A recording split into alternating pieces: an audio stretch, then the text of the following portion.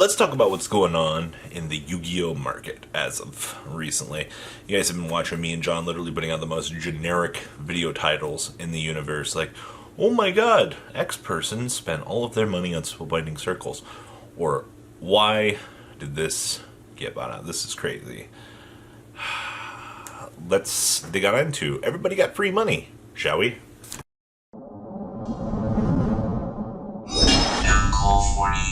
Alright, so recently everybody's just been buying up high rarity stuff, and I do want to say that a lot of people are predicting this big bubble burst in the secondary market. Not going to happen.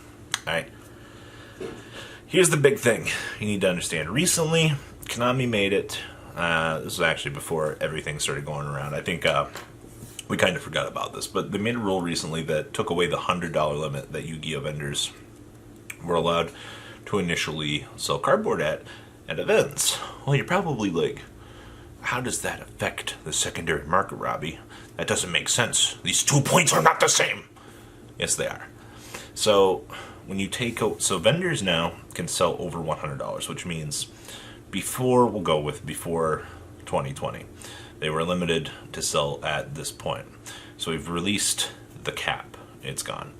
Now at this point, the people with the deep pockets, the people that Alex Hertzfield claims work on Wall Street that have gotten word that Yu-Gi-Oh is free economical gold for some reason. These are the big people in suits, as Alpha Investments would call them. They're just walking on over here from Wall Street going, ooh, TCG player. Oh, let me buy all these cards. Alright, this part has no part, but this is just a conspiracy theory. So now that we've released the cap on the actual limit here, people with the deep pockets are coming in. They're like, okay, vintage market. Oh, this is important information here. So there's a little thing called the vintage market and the PSA market. And a lot of players don't really touch on that all that much. I mean, I could go into the PSA market on this channel and we can talk about how stupid it is.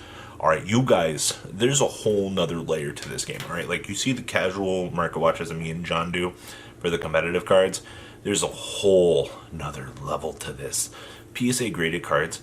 The misprint Dark Paladins have been selling on eBay for a couple grand. Let that sink in.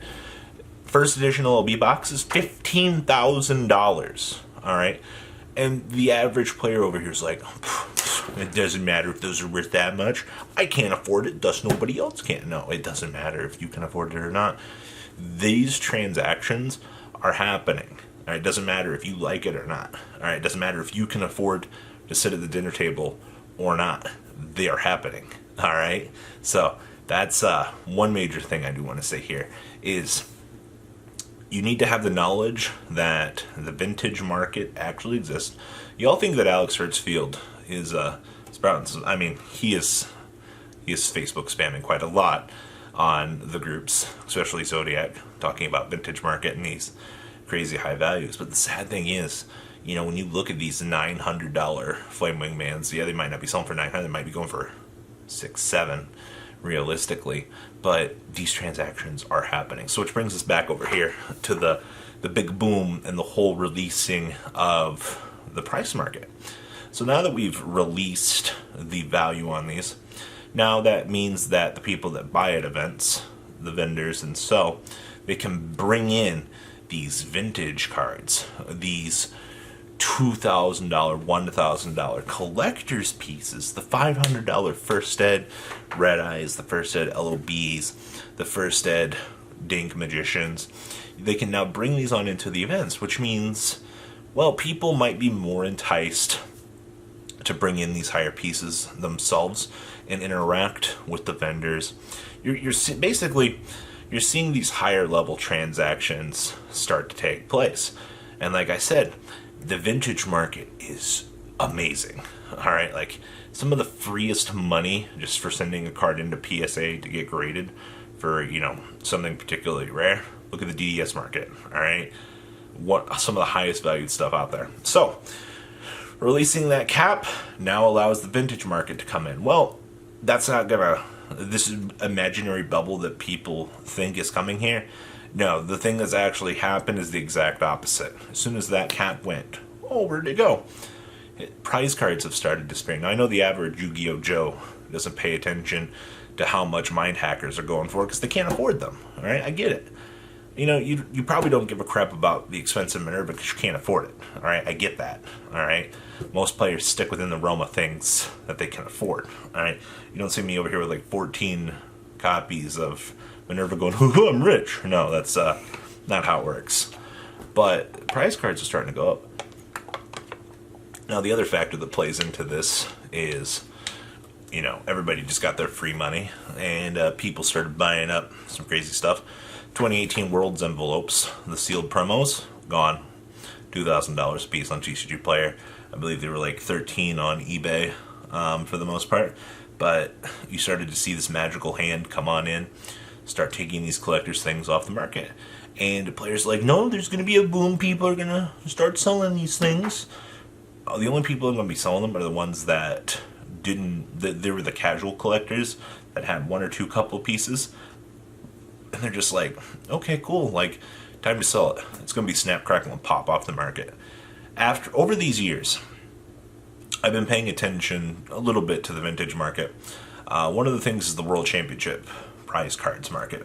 Now, if you guys have paid attention to this channel, we have owned Zaborg, or the ugly Zaborg brother, the Pit Boss, and the Trial Warlord. Alright? Now, I still get messages from people going, hey, do you still have the Pit Boss or the Zaborg? I'm like, no, those are long gone. I originally picked up the Zaborg at $3,000, sold it for $35, made $500 on it, didn't think anything about it. Later on, that card has moved over. I believe Jackarade now has it over in Malaysia. I believe it. Malaysia, Thailand, whatever it is. Moved on over there for X amount of money. The Pit Boss we've got from the second place. I had it, moved it, and then it moved hands to, I believe, Anthony Hong, who currently has it. I picked it up at like $3, sold it for $35 again, and I was without a World's Prize card until literally last year now. Or not last, it would have been 2 years ago, where the Trial Warlord came up. I got it for $5,000. It moved. I have it now. Now I have offers on it for $10,000. Alright. This collector's market, the rarest pieces in this game's history, the UD Silvori Kaukos, all right, 10 to 12 grand.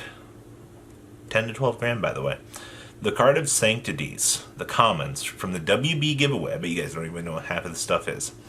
All right, last I heard, one of those moved for, was it 4 figures? It was a couple grand. Was the last one that I knew moved hands, because my friend had it, and that was an interesting time. But this vintage market, this collector's market, man, the fact that you've now made it so that you can bridge the gap between the collector that doesn't really go to YCSs anymore to see what these vendors are bringing now, and allowing the vendors to go, well, we had this LOB first edition Red Eye sitting in the office for a little bit. Let's go take it to the event, see if we can get a couple hundred off of it. All right, we've bridged that gap now, and the whole player base is just stunned. These are it shouldn't be a secret to you guys that what you see on the surface versus what happens in the background actually happens. All right, and I'm gonna be honest with you, I'm still a little bit shocked by some of these transactions that I have friends in this game that are so much deeper in the collector's market and the vintage side of the game that when they just tell me that, oh yeah, a box of First Dead Blue Eyes is $15,000. Oh yeah, I got like 5 of those. And you're just like, what's it like to be set for life? It's truly astonishing. And it's amazing. Like, people ask me why I still have a World's Prize card, and it's like, you know, I always have to have a niche to have something that somebody else doesn't have, and it's a nice centerpiece. I'm not gonna lie. I stare at it once every year. That's weird, right? $10,000 is sitting on my desk. Well, guys, that's all I got for this video. There's a lot of, honestly, I could go way more in depth with the vintage market, but it's so niche. It almost feels like it's almost like I'm flexing on people when I'm like, hey, here's a $20,000 box of cardboard that I can't afford, nor can you. But let's stare at it together. Guys, please leave a comment down below. Tell me what you guys like. Please like this video. Please subscribe to the channel for more. And well, guys, I am out. Take care. Ciao. Love you all. Thank you, patrons, for making the ride never truly end. Without you guys' support, well, I would probably be doing Truffle Shuffle videos for a living. Guys, please check out VanCool40 for all of your Cardfight Vanguard content brought to you by MCool40. And if you are looking to pick up singles, check out mcoolgames.com for your trading card game needs. Thanks for watching, everybody.